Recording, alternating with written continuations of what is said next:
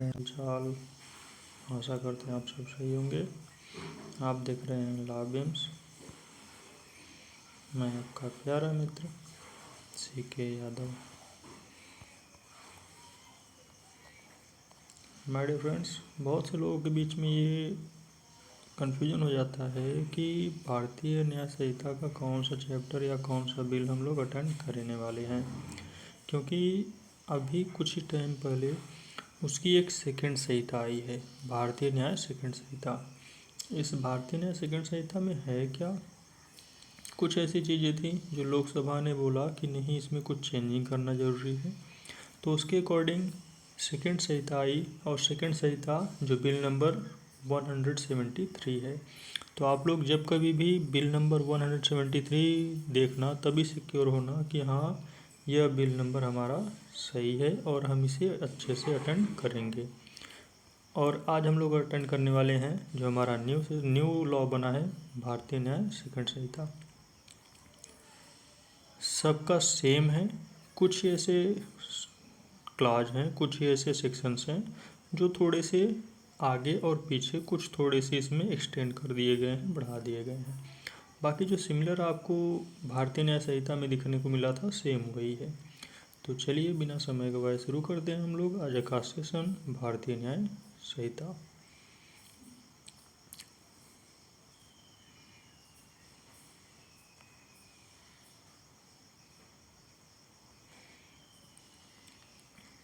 भारतीय न्याय संहिता, आप सभी को पता है कि भारतीय न्याय सेकंड संहिता जो आई है उसका बिल नंबर 173 है ऑफ 2023 का।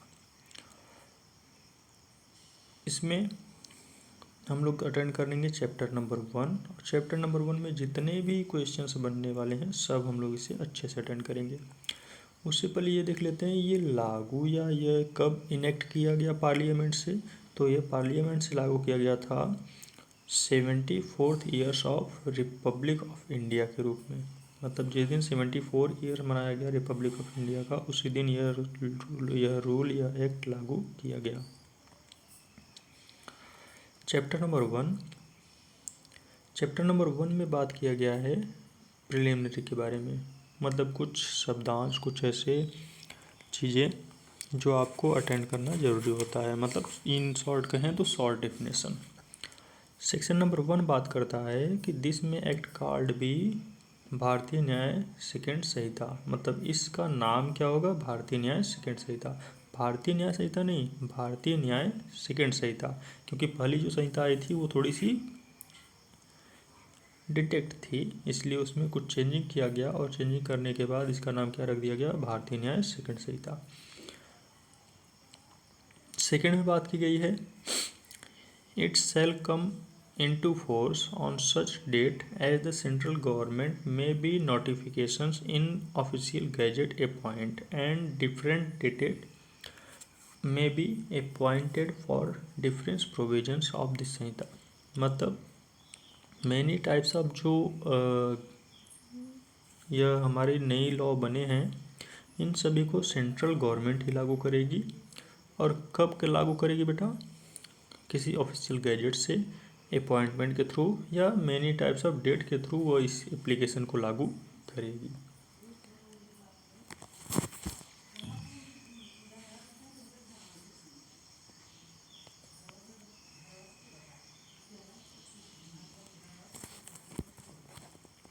Third number, every person shall be liable to punish under this Sanhita and not otherwise for every act or omissions contrary to provision thereof which he shall be guilty within India. मतलब कोई भी persons liable होगा इस संहिता के अंदर, इस संहिता के include में, जो कोई भी ओमिशन करेगा किसी भी गिल्टी होने का। मतलब भारत में यदि कोई भी अपराध होगा तो उसे इस संहिता के थ्रू दंड दिया जाएगा। कौन बात करता है? सेक्शन 3। सेक्शन 4 की बात करें तो सेक्शन 4 में बोला गया है any person liable by any law for the time being force in India. to be tried for an offence commit beyond India shall be dealt with according to the provision of this Sanhita for any act committed beyond India in the same manner as if such act had been committed within India। मतलब क्या कहा गया कि कोई भी व्यक्ति जो भारत से परे beyond India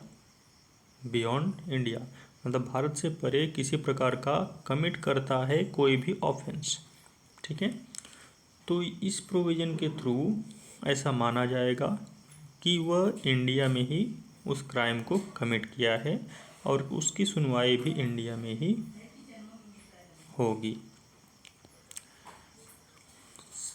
5 number, the provision of this Samhita shall also apply to any offence committed. मतलब यह प्रोविज़न ऑफ संहिता कौन कौन से ऑफेंस पे अप्लाई होगी इसके बारे में बात किया गया है। ए नंबर बोलता है कि any citizen of India in any place without and beyond India, मतलब भारत का नागरिक होना चाहिए, वो किसी भी प्लेस पर हो, भारत में हो या भारत से बाहर हो, उन सभी के ऊपर यह संहिता अप्लाई होगी। Second, any person on any ship aircraft registered in India, मतलब कोई भी किसी भी जलयान में हो या तो फिर क्या हो एयरक्राफ्ट रजिस्टर्ड, इंडिया में रजिस्टर्ड एयरक्राफ्ट हो, उसमें यदि वो कोई व्यक्ति है उन सभी पर यह चीज़ लागू होगी। सी नंबर बात करता है any persons in any place without and beyond India commit offence targets a computer resources located in India, मतलब कभी भी कहीं भी यदि भारत से बाहर वो हो और वो कोई भी ऑफेंस करे और टारगेटिंग करे अ कंप्यूटर रिसोर्सेज तरीके से जो कहाँ का हो, इंडिया का हो, तो इस कंडीशन में भी उसे इस संहिता के इंक्लूड में दंड दिया जाएगा। जरा हम एक्सप्लेनेशन की बात कर लेते हैं।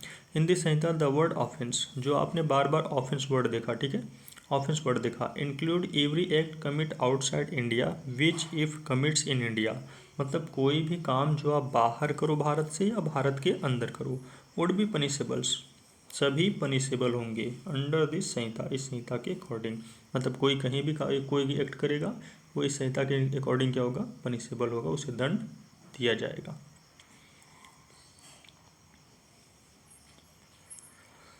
नेक्स्ट जरा हम लोग इलिस्ट्रेशन देख लेते हैं, समझ लेते हैं अच्छे से कि ये कह क्या रहा है।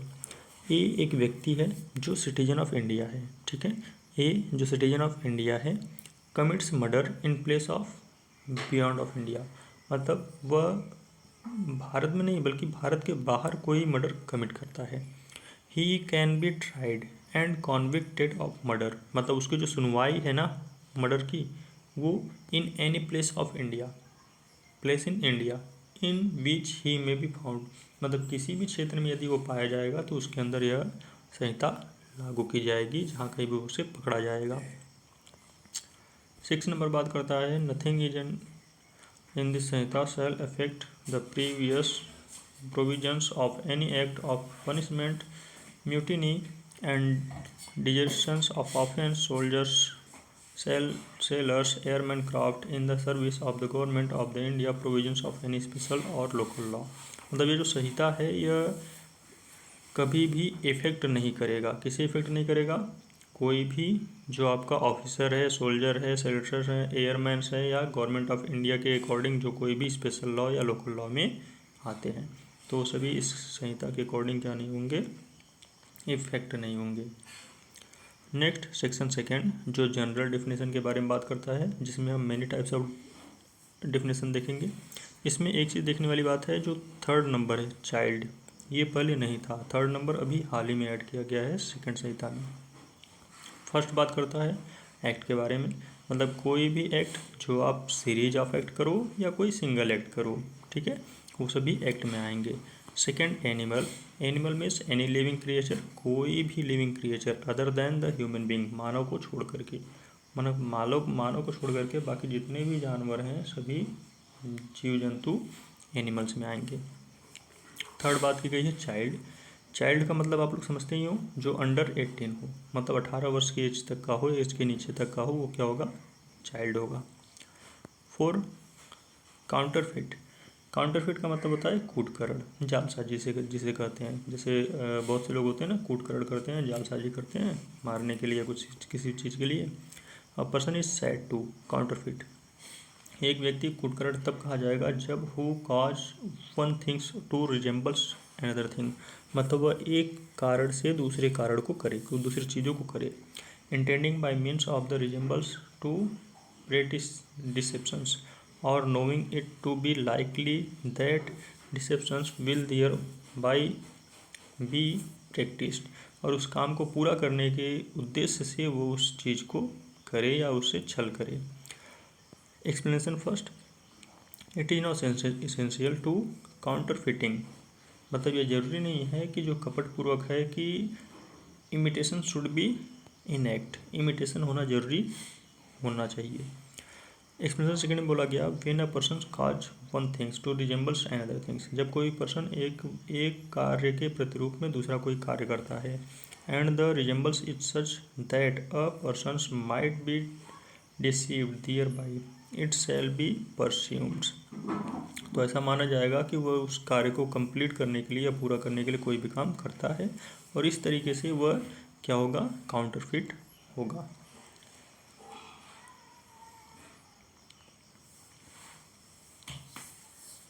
सबसेक्शन 5 बोलता है कोर्ट के बारे में। कोर्ट का मतलब क्या होता है कि अ जज who empowered by law act judicially alone, मतलब कोई भी जो जुडिशली एक्ट करने के लिए हो उसे क्या कहते हैं, कोर्ट के अकॉर्डिंग रखते हैं। इतना ही नहीं बल्कि बॉडी ऑफ जजेज भी आते हैं, एम्पावर्ड बाय जो लॉ होते हैं जुडिशियल के लिए, ठीक है।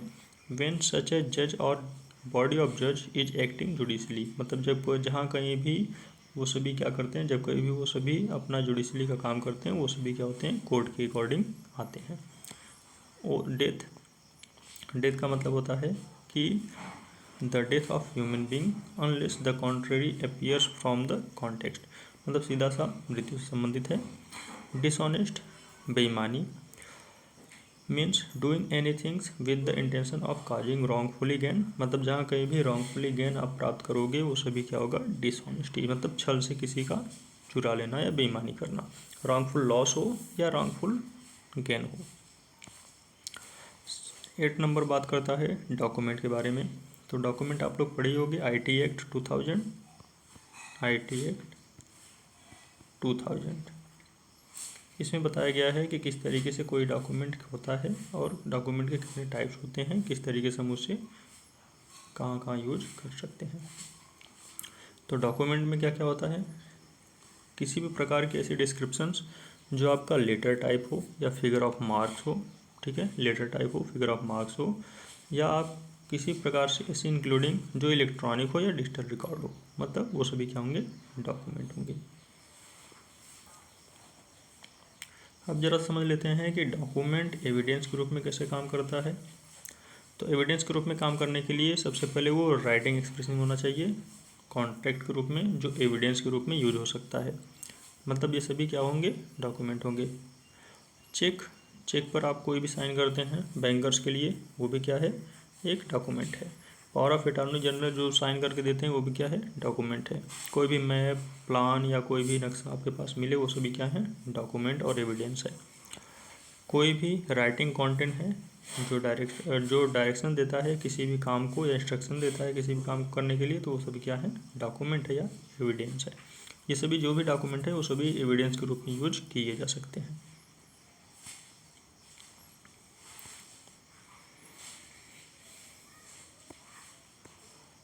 जैसे इसमें एक इलस्ट्रेशन दिया है, इलस्ट्रेशन में ये बोला गया है कि A writes his name on the back of a bill, मतलब ए एक बिल के पीछे वो अपना नाम राइट करता है, exchange payable to his order, अपने ऑर्डर को पेबल करने के लिए। And the meaning of the endorsements as the explained by the mercantiles use is that the bill is to be paid to the holder, और holder को यह पूरी तरीके से समर्पित कर देता है। And the endorsement is a document, मतलब उसने जो स्टेटमेंट बनाया, जो उसने बिल पर साइन किया, वो क्या है, एक डॉक्यूमेंट है, उसे पे टू द होल्डर के रूप में जाना जाएगा। अगला है 9 नंबर फ्रॉडलेंटली। फ्रॉडलेंटली मतलब होता है कपटपूर्वक, means doing anything with the intention to defraud, मतलब फ्रॉड के रूप में कोई भी काम करेगा वो क्या होगा, फ्रॉडलेंटली होगा।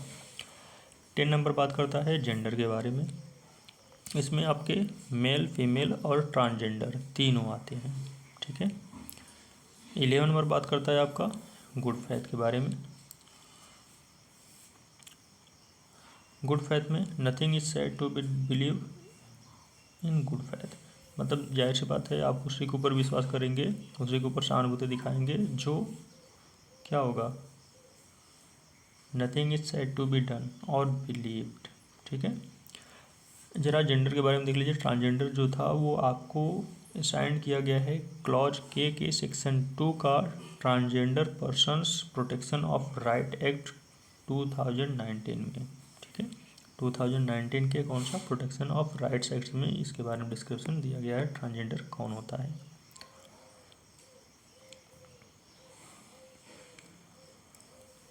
12 नंबर बात की गई है गवर्नमेंट के बारे में। आप सभी को पता है कि गवर्नमेंट 2 टाइप्स के हैं इंडिया में, सेंट्रल गवर्नमेंट और स्टेट गवर्नमेंट। हार्बर के बारे में बात किया गया है। हार्बर का मतलब होता है आश्रित या आश्रय, जहाँ कोई भी पर्सन किसी दूसरे पर्सन के ऊपर आश्रित होता है उसे हम हार्बर कहते हैं। जैसे एक व्यक्ति का दूसरे के प्रति फूड के प्रति आश्रय, ड्रिंक के प्रति आश्रय, मनी के प्रति आश्रय, कपड़े के प्रति आश्रय, आर्म्स या मेनी टाइप्स ऑफ थिंग्स के प्रति आश्रय होना, वो सभी क्या हैं, आश्रित या हार्बर। 14 नंबर बात करता है इंजरी के बारे में। इंजरी का मतलब होता है कि any types of illegal harm in body of person, mind and reputation of और प्रॉपर्टी, मतलब किसी पर्सन को यदि उसके बॉडी को हार्म किया जाए, माइंड को किया जाए, उसके रेपुटेशन को किया जाए या उसके प्रॉपर्टी को किया जाए, सभी किस में होंगे, इलीगल तरीके से इंजरी में आएंगे। इलीगल का मतलब क्या होता है, beyond to do. Beyond to do का मतलब क्या है, सीधा सा कि which is also called a offence, मतलब जो कोई भी ऑफेंस होता है वो सभी क्या होते हैं, इलीगल वर्क में आते हैं। बात कर लेते हैं जरा सा 16 में जिसमें बात की गई है जजेस के बारे में। जजेस means a person who is officially designed as the जज एंड इंक्लूड्स अ पर्सन, मतलब जजेस में वो सभी पर्सन्स आते हैं जो जज के रूप में काम करने के लिए होते हैं। जैसे कि सब क्लास 1 बोला गया है कि who is empowered to law to give any legal proceedings civil और क्रिमिनल डिफिनेटिव जजमेंट, मतलब कोई भी डिफिनेटिव जजमेंट दे सिविल और क्रिमिनल केसेस में, वो सभी क्या होते हैं, जजेस की इंक्लूडिंग में आते हैं। जिसमें आपका कोई भी अथॉरिटी हो सकता है या कोई भी डिफिनेटिव थिंग्स हो सकती है। Who is a body of persons which persons empowered to law to give such a judgement, मतलब वह पर्सन जज है जिसे जजमेंट करने का अथॉरिटी है।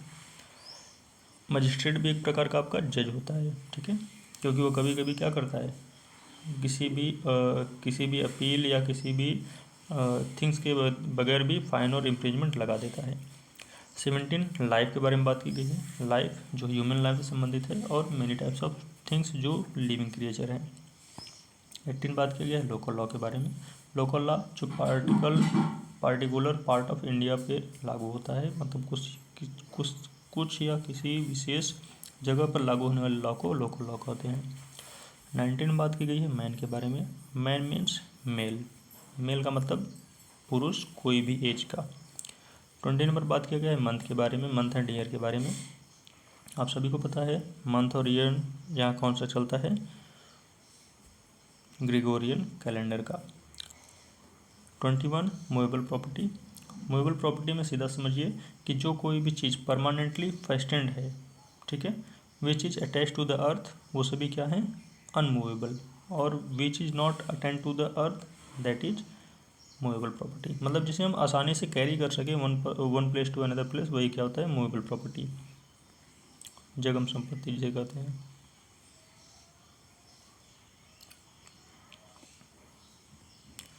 ट्वेंटी टू बात किया गया है नंबर के बारे में। नंबर जानते ही हो, सिंगुलर या प्लूरल, मतलब कोई भी एक वचन या बहुवचन, मतलब एक व्यक्ति कोई ऑफेंस करे या एक से अधिक व्यक्ति ऑफेंस करे, सिंगुलर और प्लूरल। 23 बात किया गया ओथ के बारे में, शपथ के बारे में। शपथ जाहिर सी बात है कौन लेता है, कोई भी पब्लिक सर्वेंट ले सकता है शपथ, ठीक है, एज अ प्रूफ के रूप में। 24 बात किया गया ऑफेंस के बारे में। तो ऑफेंस के बारे में आप लोगों को बता दें, ऑफेंस में सब क्लास ए जो बोलता है, सब क्लास ए में जितने भी चैप्टर नंबर 3 हैं, ठीक है, चैप्टर नंबर 3 में जितने भी सेक्शंस हैं सभी क्या हैं आपके, टोटल आपके कहलाएंगे ऑफेंस। और सेक्शन बी की बात करें, सब सेक्शन बी में जो सेक्शन नंबर सब सेक्शन 1 है जिसमें आपका बचा हुआ रिमेंस चीज़ें था, ठीक है, वो सभी भी ऑफेंस में आते हैं। ये सभी सेक्शंस हैं, ठीक है, इसे आप एक बार पढ़ लीजिएगा, जैसे कि 9, 49, 50, 52, 54। और होमिसाइड की बात करते हैं। होमिसाइड मतलब होता है लोग, मतलब any person who denotes as well as the series of omissions, मतलब एक लोप किया जाए, एक से अधिक लोप किया जाए, सब ओमिशन में आएंगी। 26 नंबर बात करता है पर्सन के बारे में। पर्सन मतलब कोई भी बॉडी ऑफ पर्सन हो या कोई भी इनकॉर्पोरेटेड पर्सन हो। पब्लिक, पब्लिक का मतलब होता है पब्लिक और एनी कम्युनिटी। पब्लिक सर्वेंट सभी को पता है कि who work for the public. Public servant के सब क्लास ए में दिया है कि every commissioned officers of navy, army and air force के सभी क्या हैं, पब्लिक सर्वेंट हैं। कोई भी जज या जज से इम्पॉर्ड कोई भी पर्सन्स, वो सभी क्या है, पब्लिक सर्वेंट हैं। Every officers of court including कोई भी चीज़ जैसे कोर्ट से संबंधित कोई पर्सन है, वो सभी क्या है, पब्लिक सर्वेंट। डी नंबर बात करता है every assessors of members of the panchayat assisting a court or public servant, मतलब कोई भी पंचायत या कोर्ट का काम करता है वो सभी पब्लिक सर्वेंट हैं। Every arbitrators person whom the matters has been referred to the decision to report the court, जाहिर सी बात है कोर्ट से हैं तो भाई पब्लिक सर्वेंट हैं ही। Empowered by any place person, confinement है तो वो भी पब्लिक सर्वेंट। कोई भी ड्यूटी करे किसके लिए, गवर्नमेंट के लिए, वो सभी क्या हैं, पब्लिक सर्वेंट। कोई भी पर्सन्स जो गवर्नमेंट के अकॉर्डिंग, मतलब चाहे स्टेट में चाहे सेंट्रल में कहीं भी काम करते हैं, वो सभी क्या हैं, पब्लिक सर्वेंट। इतना याद रखिएगा।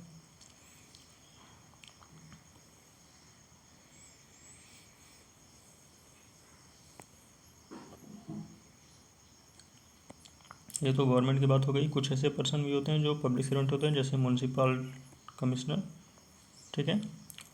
29 है रीजन ऑफ बिलीव, विश्वास करने का कारण। विश्वास करने का कारण कब बनता है, जब सफिशिएंट काजेज होती हैं। सफिशिएंट काजेज पे सभी लोग क्या करते हैं, विश्वास करते हैं। 30 नंबर बात करता है स्पेशल लॉ के बारे में। स्पेशल लॉ मतलब जो कोई पार्टिकुलर सब्जेक्ट के बारे में हो। 31 वैल्यूएबल सिक्योरिटी। वैल्यूएबल सिक्योरिटी का मतलब होता है मूल्यवान प्रतिभूति, मतलब ऐसी चीज़ें जिसको बचा कर रखना लीगल राइट्स है, जैसे कि किसी चीज़ को बनाना, एक्सटेंड करना, ट्रांसफ़र करना, रिस्ट्रिक्टेड करना, ये सभी चीज़ें वैल्यूएबल प्रॉपर्टी। जैसे इलस्ट्रेशन में कहा गया कि ए अपने नाम का एक एक्सचेंज बिल छोड़कर जाता है। As a effect of this endorsements to the transfer to the right to bill any person who may become the lawful holder of it, मतलब कोई भी यदि उसका लॉफुल होल्डर होगा तो वो उसे मिल जाएगा। यही सब क्या है, वैल्यूएबल सिक्योरिटी। 32 बात करता है किसी भी वेजल के बारे में। वेजल के बारे में हमने पहले चर्चा किया कि जो कभी भी वाटर ऑफ ह्यूमन हो, कॉन्वेंस हो, ठीक है। 33 वॉलेंट्रीली। वॉलेंट्री का मतलब होता है कि सीधे से स्वेच्छापूर्वक किया गया कार्य वो सभी अपराध में आएगा। जैसे कि A sets fires by the night to the inhabited house in a large town, मतलब एक घर था बड़े शहर में, उसमें ए ने आग लगा दिया। For the purpose of facilitating a robbery, ताकि वो रॉबरी को क्या करे, अच्छा बना सके या सुकसल कर सके। और इस कारणवश उसमें एक पर्सन था जिसकी डेथ हो जाती है, ठीक है। Here A may not have intended to cause death, यहाँ ए का काज डेथ करने का नहीं था। But even may sorry the death has been caused by this act, लेकिन फिर भी इस कारणवश उसकी डेथ हुई। येट फिर भी ही इफ़ ही न्यू, यदि वो जानता था दैट कि he was likely to cause death, he is called death voluntary, यदि वो जानता था कि वो ऐसा हो जाएगा तो उसके लिए उस डेथ पेनल्टी उसके ऊपर लगाई जाएगी। 34 बिल की बात करता है कोई भी टेस्टामेंट्री डॉक्यूमेंट। 35 वोमेन। वोमेन का मतलब कोई भी फीमेल वुमेन जो किसी भी एज की हो। 36 रॉन्गफुल गेन के बारे में बात करता है कि कोई प्रॉपर्टी यदि चुराता है या छीनता है वो सभी क्या है, रॉन्गफुल गेन। रॉन्गफुल लॉस का मतलब भी वही है, unlawful means property which is person lodging and gaining wrongfully. Wrongfully तरीके से कुछ भी प्राप्त करना सब क्या है, गेनिंग रॉन्गफुली। तो आज के लिए इतना ही। Section chapter number 1 complete. कल हम लोग अटेंड करेंगे चैप्टर नंबर 2। चैप्टर नंबर 2 में बात की गई है ऑफ पनिशमेंट के बारे में।